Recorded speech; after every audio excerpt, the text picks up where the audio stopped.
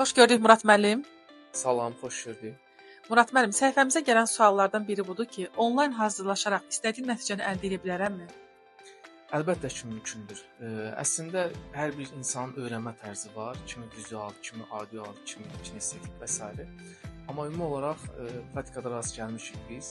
Ümumi olaraq İbrahim Talibov misal çəkə bilərəm ki, onlayn hazırlaşaraq respublika ikincisi olmuşdu və eyni zamanda sonuncu MİQ imtahanında Təbriz Məmmədov 92,5 balla Sumqayıtın liseynə qəbul.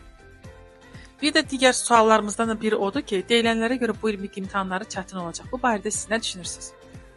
Çox maraqlı sualdır. Onu kimlər deyir bilmirəm. Hər halda biz münəccim deyilik. Ümumi olaraq onu deyə bilərəm ki, Nazirlik verdiyi çərçivə sənədi var. Bütün imtahan sualları həmin çərçivə sənədindəki mövzulara əsasən tərtib olunur və həmin mövzuları yaxşı mənimsəyən şəxslər müəllimlərin işə qəbul müsabiqəsində yüksək nəticə göstərir. Bir də soruşurlar ki, əgər ixtisasdan 80 bal toplayaramsa, bu balla mən qəbul ola bilərəmmi? Bu suallar mənim də WhatsApp mesaj qutuma daxil olur tez-tez. Əvvəlki illərdə bu mümkün olmağına baxmayaraq bu gün bu mümkün deyil. Ona görə ki, Elm və Təhsil Nazirliyinin kollegial qərarı var bununla bağlı. İxtisasdan limit var. 17 sual mütləq şəkildə yazılmalıdır və eyni zamanda pedaqogika və metodikadan minimum 6 bal qalmalıdır ki, namizədlər işə qəbul olsunlar. Yəni əgər tutalım ki, bir namizəd 7 kurikulum sualı yazıbsa, onun biri səhvdirsə və ümumilikdə 80 bal toplasa belə yenə işə qəbul ola bilmir. Ona görə ki, səhv suallar, düzgün sualları siləndə yerdə 5,75 bal qalır ki, bu da namizədin uğursuz olmağı deməkdir.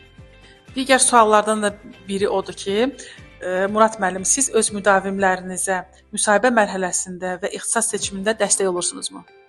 Əlbəttə ki, hətta may ayında qeydiyyat prosesində bütün müdavimlərimi qeydiyyatdan keçirirəm. Çünki onlar təcrübəsizlər, ola bilər hansısa da bir şey səhv edərlər və vakansiya seçimində birbaşa şəxsən özüm iştirak edirəm və bütün namizədlərin, yəni öz hazırladığım müdavimlərin hər birinin vakansiya seçimini özüm edirəm.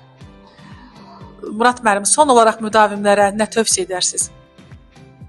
Tövsiyəm ondan ibarət olar ki, yəni yayılan şayiələrə inanmasınlar ki, bəs MİQ imtahanı çətindir, biz o imtahandan keçə bilmərik. Yəni praktika göstərir ki, bu günə qədər mən sonuncu ildəki qəbullarla bir yerdə 325 nəfər hazırladığım müdavimlər qəbul olub, müəllim adını qazanıbdır. Bu günlərin bu mümkündür. Çərçivə sənədində qeyd olunan mövzuların hər birini yaxşı mənimsəsinlər və inanıram ki, hər biri yaxşı nəticə göstərər. Çox sağ olun, minnətdaram. Buyurun, təşəkkür.